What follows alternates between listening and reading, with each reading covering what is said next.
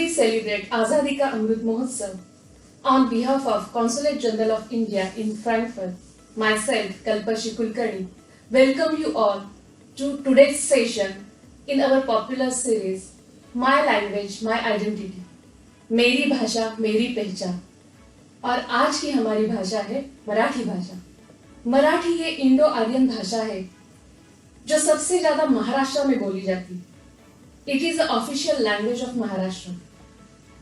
तो आज हमारे साथ है mister Indradeel Pom and doctor Kasturi Dani. Welcome both of you. Thank you. Mr. Indradil is a senior software engineer by profession. He is living in Frankfurt since last 8 years. He is also guest lecturer at Frankfurt University of Applied Sciences, where he teaches machine learning at bachelor's level.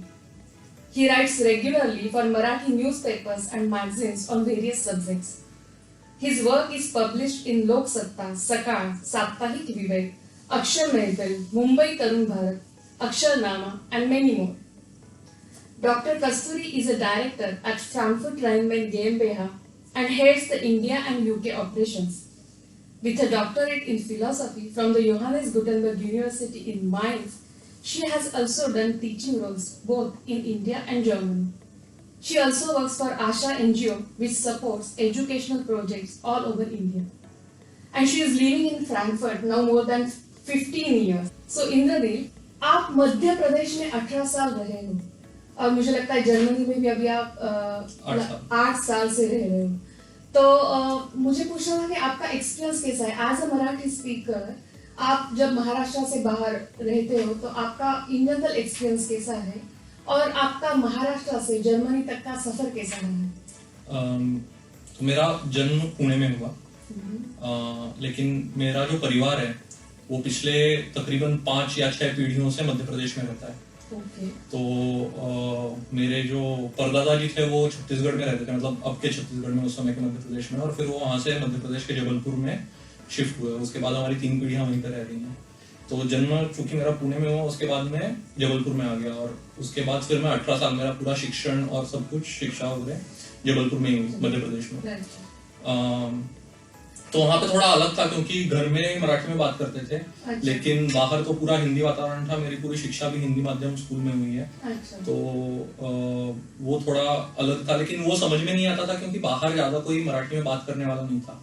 जब मैं 12वीं करने के बाद engineering करने के लिए पुणे में पहली बार गया, तो लोगों को जब सुनते थे कि मध्य प्रदेश से आया हूँ, मध्य प्रदेश में रहा हूँ इतने साल, तो उनको लगता था कि फिर तुम्हारी मराठी उस तुलना में काफी अच्छी है।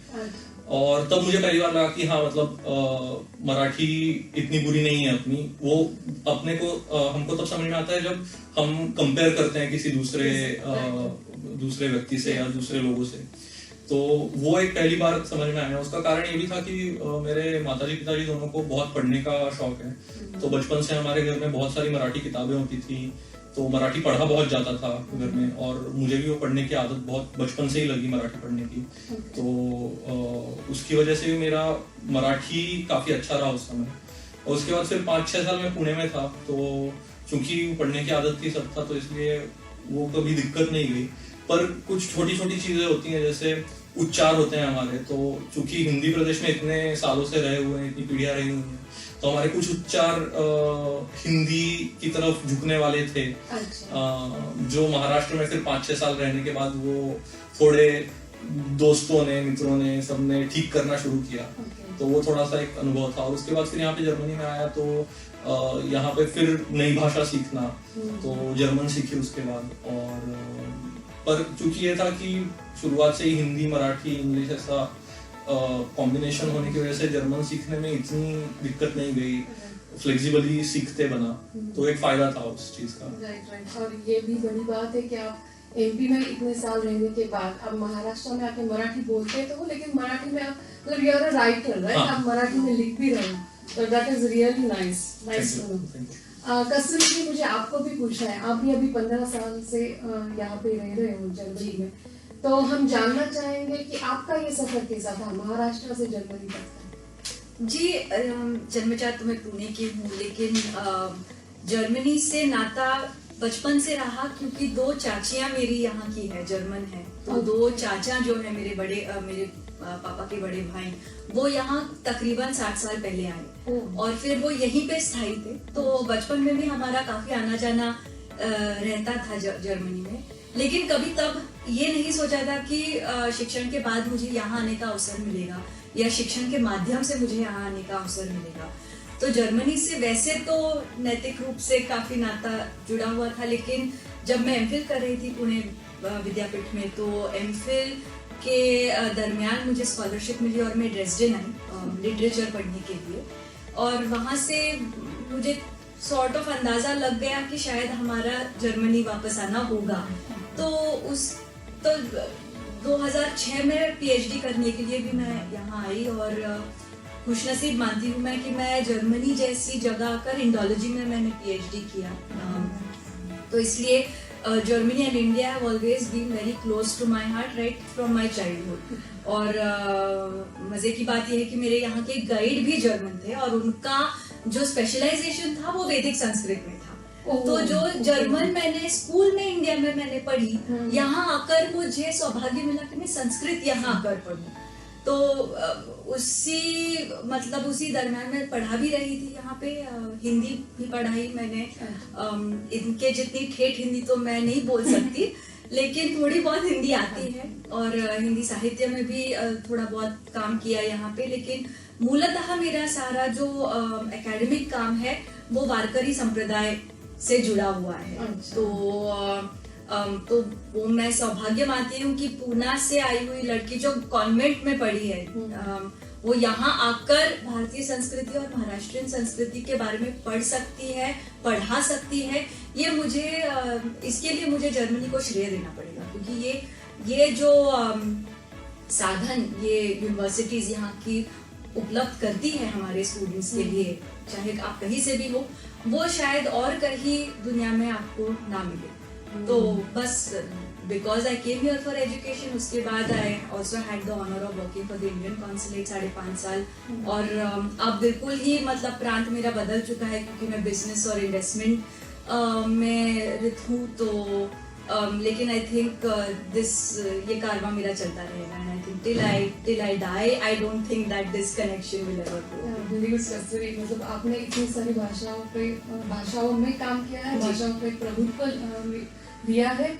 तो मैं आपसे पूछना चाहूंगी कि आपको मराठी भाषा, संस्कृत भाषा, जर्मन भाषा, इस समय कुछ समानता दिखती है? बिल्कुल दिखती है, क्योंकि आपने सही बोला कि Marathi is also a proto Indo European language, और there is a lot of similarity that you see in German and Marathi, जो ऊपर से नहीं दिखेगी, क्योंकि German is still based in Latin, has its roots in Latin as well.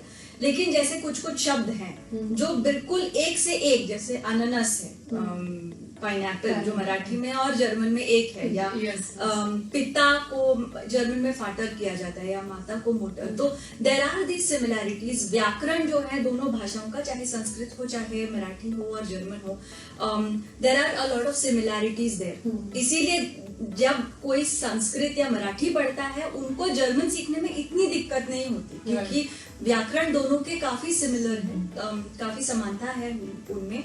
और development और evolution भी इन लैंग्वेजेस के साथ में होती, चाहे एक इंडिया में डेवलप हो चाहे एक यहाँ पे, फिर भी the tree of development, the linguistic tree of development has been very similar for all these languages. And I think the core of the language जो बिल्कुल सिमिलैरिटी मैं मानूंगी, that both of the trees are phonetic. जैसे German में आप house को HAUS spell करते हैं, और अगर आपने मराठी या देवनागरी में लिखा तो बिल्कुल हा-आ-उ-स। तो ये जो है this joins these languages together, जो आई थिंक स्पेशलाइजेशन, जैसे फ्रेंच में कहते कुछ और है, लिखते कुछ और है, that is not the case weather in German or in any of the Indian languages. Right. So that's something that we don't realize at the outset, but this similarity exists. Yes, very nice to know, and you have really good knowledge of all the languages, I can say. धन्यवाद। इंद्रनील जी, मैं आपको कुछ पूछना चाहूंगी कि आप तो Marathi literature में अभी इंटरेस्टेड हो, आप खुद भी लिखते भी हो। मी मराठीत बोलेल आता थोडं की पु ल देशपांडे, वपू काळे, कुसुमाग्रज, शांता शेळके, इंदिरा संत, अशा अनेकांना आपण वाचत त्यांना ऐकतच आपण सगळेच जण मोठे झालो आहोत. तर या सगळ्या लेखकांबद्दल किंवा या सगळ्या लिटरेचर बद्दल तुम्हाला काय सांगता येईल? What would you like to tell about Marathi literature, Marathi writers to our audience? So जसं तुम्ही म्हणलं की पु ल देशपांडेंपासून घेऊन पु ल देशपांडे, बापू काळे, नेमाडे असतील, गदिमा असतील, तर खूप मोठे मोठे नाव होऊन गेले हैं. काफी बड़े नाम हैं मराठी में साहित्य के दृष्टि से. और उसकी वजह से मराठी का जो साहित्य है वो भारत में जो कुछ भाषाएं हैं जिनमें बहुत समृद्ध साहित्य है, उसमें से मराठी भी एक भाषा है जिसका साहित्य बहुत ही समृद्ध है. और इसका इतिहास मतलब ज्ञानेश्वर जी से लेके तो अभी के आज के लेखकों तक जाता है वो. तो वो तो उसका इतिहास तो बहुत गौरवशाली है ही, पर हमारे पीढ़ी में भी हमेशा ये प्रश्न उठता है कि आज की पीढ़ी पढ़ती है या नहीं पढ़ती है, या आज की पीढ़ी लिखती है या नहीं लिखती है. तो जरूर क्योंकि अंग्रेजी माध्यम में शिक्षा होने की वजह से लोगों का अपनी भाषा की तरफ मुड़ना थोड़ा कम हो जाता है, पर मराठी में अभी भी काफी बड़े पैमाने पर लोग लिखते हैं मराठी में ही. पढ़ने वालों की संख्या भी काफी अच्छी है. मतलब अभी इसी साल जो युवा साहित्य अकादमी का पुरस्कार मिला वो मराठी लेखक थे प्रणव सखदेव, उनके किताब को मिला है. और भी लेखक हैं जो हमारे समय में लिख रहे हैं. रंगनाथ पठारे हैं, नेमाड़े हैं, जो बहुत अच्छा लिखते हैं आज के समय में, आज के विषयों को लेकर लिखते हैं. तो वो मैं एक बहुत महत्वपूर्ण चीज समझता हूँ कि किसी भी भाषा के टिकने में और आगे जाने के लिए जो 2-3 पैमाने होते हैं उसमें उस भाषा में साहित्य की हमेशा निर्मित होते रहना और वो आज के आयाम पर होते रहना बहुत जरूरी होता है. तो आज के विषय के बारे में लोग लिखें, आज की जो युवा पीढ़ी है उनके जो प्रश्न है उनके बारे में लिखा जाए. ये सब जब होता रहेगा उस भाषा में तो पढ़ने वालों की भी संख्या बढ़ेगी, भाषा अपने आप प्रवाही रहेगी. और अगर भाषा प्रवाही रहेगी तो वो वृद्धिंगत भी होती जाएगी, बढ़ती भी जाएगी. तो उस हिसाब से मराठी में काम हो रहा है, अच्छा काम हो रहा है. अर्थात हमेशा चिकित्सा के लिए जगह रहती है. There is always place for criticisation and there is always place for critic, so that should be there all the time. पर फिर भी बहुत बुरी अवस्था नहीं है मराठी साहित्य की आज के समय में. लोग काम करते हैं. मराठी साहित्य समृद्ध है. मैं तो कहती हूँ इसमें कुछ ना कुछ रोल अपने मराठी चित्रपट, मराठी मूवीज भी कर रहे हैं. जैसे ये भाषा समृद्ध हो रही है, या जो अभी के बच्चे हैं जो इंग्लिश मीडियम स्कूल में यहाँ वहाँ पढ़ रहे हैं, they are connected with the Marathi language. So तो वो भी उनका भी उतना ही सहभाग है. इंद्रनील, जसं आपण म्हणत होतो आता की आपली मुलं जी मराठी माणसाची मुलं इथे आहेत आता आणि ती मराठी कशी शिकतात. सो यासाठी मला वाटतं आपले जसे बरेचसे ऑर्गनायझेशन सुद्धा हातभार लावत आहेत, तशा इथे पण काही उपक्रम चालू आहेत फ्रँकफर्टमध्ये, तर त्याबद्दल तू काही सांगशील का? हो, नक्कीच. सो फ्रँकफर्टमध्ये स्पेसिफिकली बाहेर म्हणजे बाकी मराठी मंडळी करतायत हे, जे बाहेर जर्मनीमध्ये बेस्ड आहेत. पण फ्रँकफर्टमध्ये मराठी कट्टा जर्मनी आपलं मंडळ आहे. मराठी कट्टा जर्मनी हमारा जो मंडल है फ्रैंकफर्ट का, वो पिछले 2 या 3 सालों से यहाँ पे एक मराठी स्कूल चलाता है. यहाँ पे रहने वाले लोगों का जो एक काफी बड़ा प्रॉब्लम होता है कि जो सेकेंड जनरेशन बच्चे हैं जो यहाँ पे आके बड़े हो रहे हैं या यहाँ जिनका जन्म यहाँ पे हुआ है जर्मनी में, उनका अपने भाषा से कनेक्ट एकदम टूट जाता है. क्योंकि यहाँ पे उनको स्कूल में जर्मन भाषा में बात करनी है, जर्मन सीखना है. पेरेंट्स के साथ अगर थोड़ी बहुत बात हुई तो हुई, वरना जो पूरा कंटेंट है जो हम देखते हैं वो कई बार इंग्लिश ओरिएंटेड होता है, इंग्लिश होता है. फिर आप जब बाहर बाकी इंडियन से मिलते हैं, बाकी भारतीय लोगों से मिलते हैं, तो फिर वो कॉमन लैंग्वेज में या तो हिंदी या तो इंग्लिश ऐसी बात होती है उन लोगों से. नहीं तो जर्मन में बात करते हैं, या जर्मन में बच्चे को सीधे जर्मन में बात करना चालू कर देते हैं. एग्जैक्टली. तो बहुत ज्यादा इसकी हम लोग को समझ में आया कि जरूरत है कि बच्चों के लिए हमने उनकी मातृभाषा से कनेक्ट रखने के लिए कुछ ना कुछ करना चाहिए. तो उस समय मराठी कट्टा जर्मनी ने ये उपक्रम चालू किया. अब हमारे यहाँ तकरीबन 15 से 20 बच्चे रेगुलरली आते हैं पढ़ने के लिए. हमारा भी ये मेरे ख्याल से तीसरा या चौथा सेशन चालू है। हमारे टीचर्स भी बहुत मतलब मराठी कट्टा के जितने भी उपक्रम यहाँ पे चल रहे हैं उसमें सबसे ज्यादा एंथुजियास्टिक इस उपक्रम के लिए लोग हैं। टीचर्स भी और हम लोग भी और बच्चे भी, उनके पेरेंट्स भी। सबसे ज्यादा हमको अच्छा ये लगता है जब वो बच्चे इंडिया में जाते हैं, भारत में जाते हैं छुट्टियों में, और उनके नाना नानी से, दादा दादी से बात करते हैं, तो उनके नाना नानी दादा दादी को बहुत खुशी होती है कि ये हमसे मराठी में बात कर रहे हैं। सो दैट इज, वो हमारे लिए एक बहुत बड़ा मतलब अचीवमेंट हम लोग को लगता है मराठी कट्टा में। डेफिनेटली कस्तूरी, मेरा बेटा भी इस मराठी स्कूल में जाता है, और even I am very much happy कि वो अभी छोटी छोटी मराठी में लिख तो पा रहा है, छोटी छोटी बुक्स जो है वो पढ़ भी पा रहा है, और ही always feel connected with Maharashtra, with your own relatives. उसको कभी भी प्रॉब्लम नहीं आता है उनसे बात करने में, मिलने में। सो डेफिनेटली ये मराठी कट्टा बहुत अच्छा काम कर रहा है, और ऐसे काफी सारे स्कूल्स के एक्चुअली जर्मनी में अभी जरूरत है। मैं एक चीज यहाँ जरूर कहना चाहूंगी कि India as a country we are known for our languages.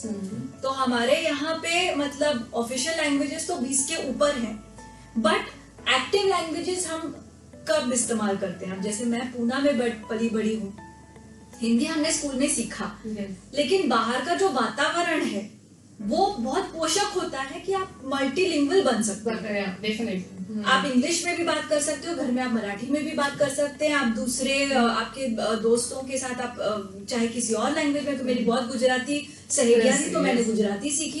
तो our country as such has been a fertile land for this multilingualism, जो हमारा यूएसपी भी है। हम यहाँ आकर जर्मन आसानी से बोल लेते हैं क्योंकि हमें आदत है बहुत सारे भाषाओं में बात करने की। And this is something that the second generation जो यहाँ पे पल बढ़ रही है, उनको बहुत जरूरी है ये आना। एंड आई थिंक मराठी कट्टा इज प्रोवाइडिंग दिस इकोसिस्टम कि सिर्फ घर पे मराठी ना बोले, आप बाहर जाकर दूसरों के साथ में भी आप मराठी में वार्तालाप कर सकते हैं। तो ये बहुत बड़ा योगदान है मराठी कट्टा और बाकी अन्य जो कल्चरल इंस्टीट्यूशंस है उनका, कि यहाँ आकर रीजनल लैंग्वेजेस को वो प्रोत्साहन दे रहे हैं, जिससे we have an India away from India and protect what we call as India and what our USPs are as Indians. So my compliments to Katta as well for this. Thank you. आता कस्तुरी, म्हणजे मी तुला 9वी मध्ये पण बघितलेलं आहे, आणि बऱ्याच मराठी, आपण मराठी असल्यामुळे, मी सुद्धा महाराष्ट्राची असल्यामुळे आपल्याला डान्स किंवा नृत्य म्हटलं की आठवते ती लावणी. बरोबर. आणि मला वाटतं उत्सव, सगळ्यात महत्वाचा उत्सव तर गणपती उत्सव, जो महाराष्ट्राचा सगळ्यांपासून वेगळा आहे. सो मैं जानना चाहूंगी आपसे कि आपको अपने मराठी कल्चर के बारे में या मराठी फोक सॉन्ग, इन सब के बारे में आप हमारे दर्शकों को क्या बताएंगे? जैसे कि आपने कहा हम महाराष्ट्र से हैं, तो जैसे ये नाम महाराष्ट्र है, तो वाकई में हमारा जो देश है, मतलब महाराष्ट्र जो स्टेट है, वो ना सिर्फ नृत्य के लिए, मतलब लावणी जैसे आपने कहा ना कि उसके लिए सिर्फ फेमस है, लेकिन मैं ये भी कहना चाहूंगी कि ये संत भूमि भी है। जो भक्ति परंपरा है महाराष्ट्र में, वो सदियों से चलती आ रही है, आज के घड़ी तक बहुत ही ज्यादा एक्टिव है। आप चाहे कीर्तन सुनिए या फिर भारूड सुनिए, ये सारे जो है ये सिर्फ एक फिलोसॉफिकल डिस्कोर्स के माध्यम सिर्फ नहीं है, but they are basically tools और medium of mass communication. Right. लेकिन हमारा राष्ट्र ये भी है कि इसमें शिवाजी महाराज जैसे योद्धा भी हैं, तो it is also state of warriors of culture. आपने गणेश उत्सव सही बोला, लेकिन इसकी उत्पत्ति हुई लोकमान्य तिलक जी से। तो we have also come up with और given birth to very great political leaders, चाहे सावरकर हैं या लोकमान्य तिलक है, गोखले हैं, गोखले जी के नाम पे तो एक there is an academic institution as well. तो I would consider our state as a very holistic, all-encompassing state की जिसमें हर कोई क्षेत्र के लिए बहुत सारा स्कोप रहा हुआ है। आपने पूछा लावणी के बारे में, क्यों ना, जब नृत्य कहते हैं तो लावणी, लेकिन जैसे मैंने कहा चाहे कीर्तन हो या भारुड हो, ये भी उतने ही प्रगल्भ है। Right.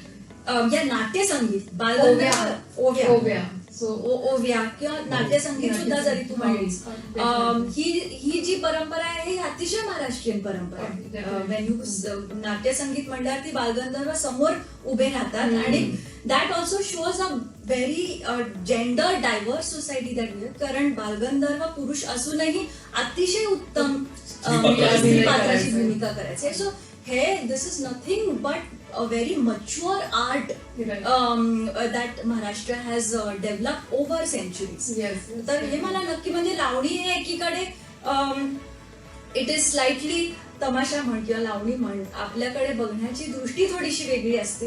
However, these are also very mature dance forms.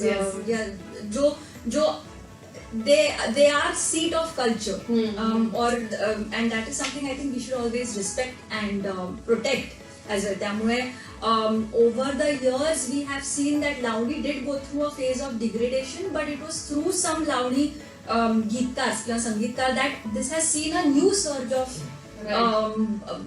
Fame, let's your reputation. त्यामुळे आज जर तुम्ही आज भरतनाट्य सारख्या अतिशय ट्रेडिशनल अँड कन्झर्वेटिव्ह थिएटर मध्ये सुद्धा तुम्ही लावणी बघू शकता.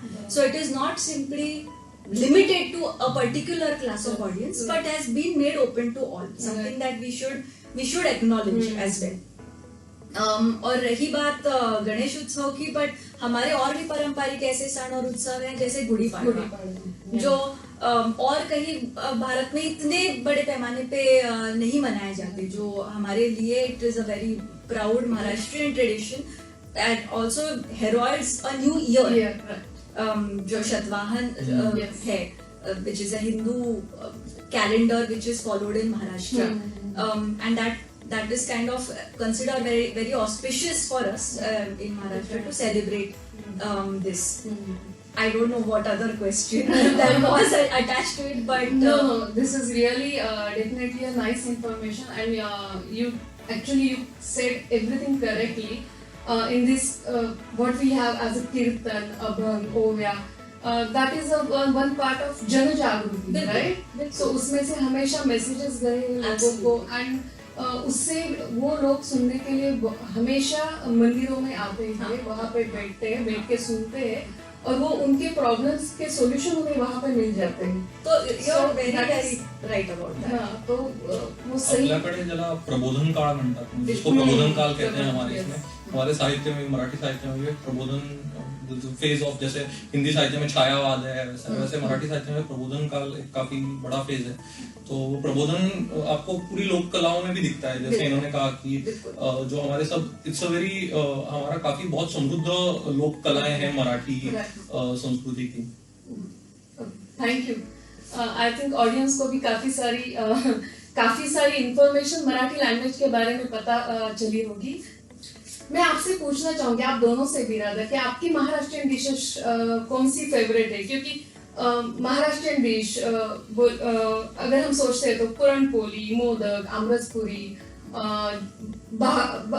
ज्वारीची bhakri, pithla, then vadapav, misalpav, whatever, we have lot of our own cuisine. So आप दोनों की फेवरेट कौन सी है? आता तर होळी येते, होली आ रही है, तो होली में तो हमारे यहाँ ट्रेडिशनली पुरणपोळी होती है.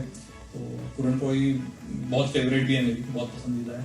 उसके साथ ही फिर जैसा आपने कहा भाकरी, तो वांग्याचा भरीत आणि भाकरी जो एकदम टिपिकली है. या महाराष्ट्र में भी एकदम जब आप अलग अलग क्षेत्रों में जाएंगे तो वहाँ का भी अपना अलग अलग क्यूजीन है. जैसे आप खानदेश साइड जाते हैं तो वहाँ पे फिर शेव भाजी हो गए जैसे प्रकार है, या आप विदर्भ में जाते हैं नागपुर साइड तो सावजी क्यूजीन है पूरा. कोल्हापुरचा तांबडा पांढरा रस्सा. तो हर जगह के भी अपने अपने स्पेशलिटी है. मुझे तो सब पसंद है, मतलब मैं महाराष्ट्रियन फूड का नाम लेके मेरे मुंह पानी आ जाता है. आई थिंक जब मैं छोटी थी तो मुझे इटालियन बहुत पसंद हुआ करता था. और अब जब चूंकि मैं 16 साल से यहाँ हूँ, जो मुझे सबसे अच्छा लगता है वो है हमारा घर का खाना महाराष्ट्र। Yes. और जैसे महाराष्ट्र में महाराष्ट्रियन थाली है, तो मुझे नहीं लगता कि थाली को और कोई कंपैरिजन है, चाहे वो गुजराती हो राजस्थानी हो, लेकिन महाराष्ट्रियन थाली जो है मेरे ख्याल से एक संपूर्ण आहार है। Yes. एंड सात्विक और संपूर्ण है। और Maharashtra is also central India, Right. तो ये दोनों नॉर्दर्न और सदर्न क्विजीन्स का मिश्रण है और Right. बैलेंस है। Right. तो उसमें दाल भी है, रायता भी है, चावल भी है जो साउथ इंडियन है, या गेहूं भी है जो नॉर्थ इंडियन है। और इसमें मतलब पूरक पोषण है ये। तो it has well thought out whether it is carbohydrates, proteins, minerals, vitamins, और मुझे लगता है जर्मनी जैसे देश में रहकर तो इन सब की बहुत ही ज्यादा जरूरत होती है। तो पास्ता से कम आजकल मैं महाराष्ट्रियन थाली पसंद करती हूँ। तो अगर कोई अभी तक यहाँ तो मिलती नहीं है, लेकिन अगर कहीं मिले तो मैं जरूर जाऊंगी। Yes. Even मतलब मैं भी महाराष्ट्रियन हूँ, मैं भी पुणे से बिलोंग करती हूँ, तो यहाँ आने के बाद सबसे ज्यादा मिस होता है वो अपना खाना। बिल्कुल। और आई थिंक जब हम वहाँ पे रहते हैं तब हमें वो कुछ मतलब it is just routine for us, but यहाँ आने के बाद जो हम सही में हम मिस करते हैं वो, और माँ के हाथ का खाना। बिल्कुल। So that is बिल्कुल। Okay. और हम जानना चाहेंगे कस्तूरी जी, आपको क्या लगता है कि यहाँ पे we know now there are lot of Marathi people living here, so how they celebrate their festivals here? I think before we actually go into the festivals part of it, मैं ये जरूर कहना चाहूंगी, जब मैं 16 साल पहले यहाँ आई थी तो इंडियन पॉपुलेशन बहुत कम थी हमारे, मतलब फ्रैंकफर्ट और इर्द गिर्द में 1000-1500 तकरीबन लोग होंगे जो भारतीय थे। और अब 15-16 साल के बाद मुझे बड़ा गर्व है कि ये एटलीस्ट 10% तो बढ़ी हुई है। तो there are 15 to 16,000 Indians just in and around Frankfurt. और ये सारे जो है वो यहाँ पे मतलब they are into very good professions, very good vocations, which is why it is also possible to protect your culture, क्योंकि माध्यम होने चाहिए। अब इसकी वजह से अब मेरे ख्याल से आप कॉन्सुलेट में काम करती है तो आप इसको डेफिनेटली क्लैरिफाई कर पाएंगे कि 30 से 35 कल्चरल ऑर्गेनाइजेशंस हैं जो अलग अलग प्रांत से हैं, चाहे आप गोवा से हो, चाहे केरला से हो, चाहे महाराष्ट्र से हो।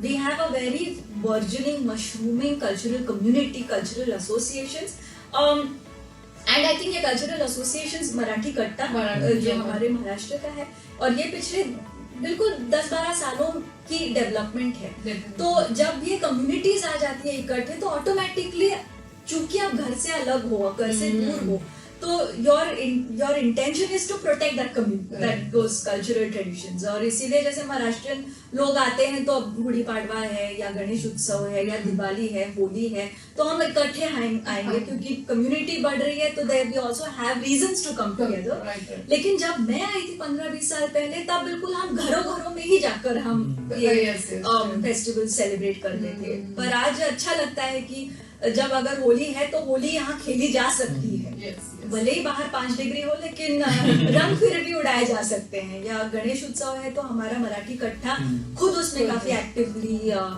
एंगेज करता है मराठी कम्युनिटी के साथ। तो मराठी कट्टा तो फ्रैंकफर्ट से हुआ, वैसे ही काफी बाकी रीजन में भी हमारे महाराष्ट्रियन, अब मैं तो you are associated with Marathi Katta, I no, but मतलब यहाँ कॉन्सुलेट में आने के बाद मैंने देखा कि काफी सारे महाराष्ट्रियन यहाँ पे ग्रुप्स है जो ये सब चलाते हैं, सब फेस्टिवल सेलिब्रेट करते हैं।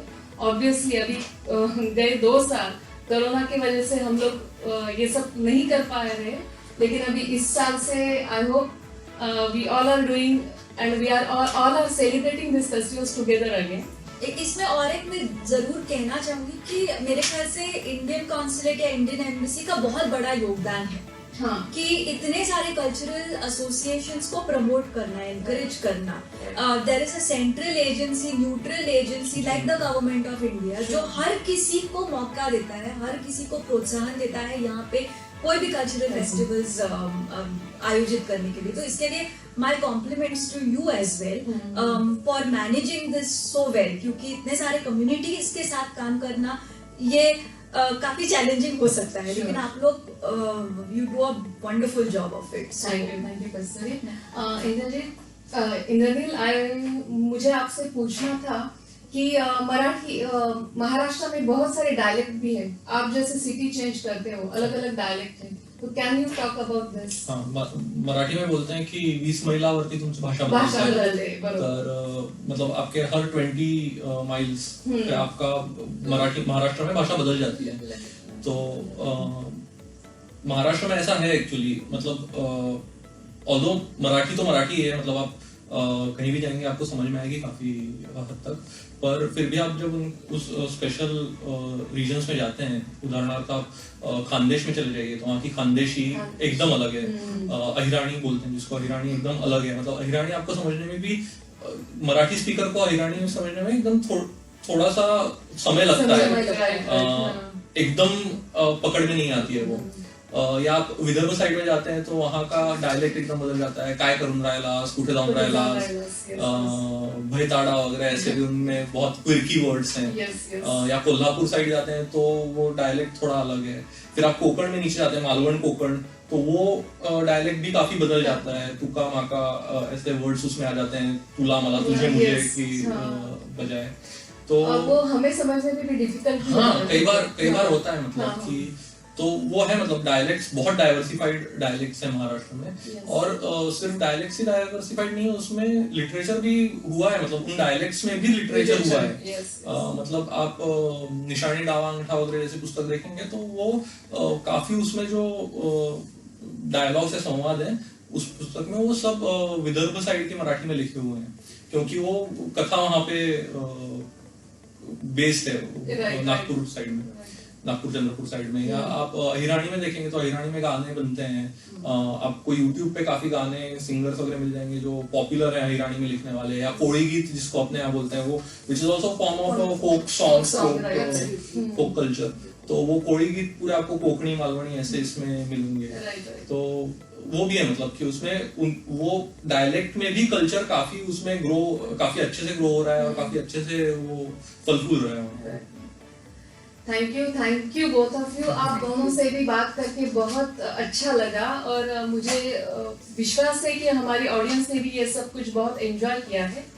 On behalf of consulate general of India in Frankfurt, I would like to thank you both. And audience को भी मैं कहना चाहूंगी कि आप दोनों ने भी इनको सुना है और हम आपका भी धन्यवाद करते हैं कि आप हमारे इस सेशन में आज हमारे साथ जुड़े रहे. धन्यवाद. धन्यवाद.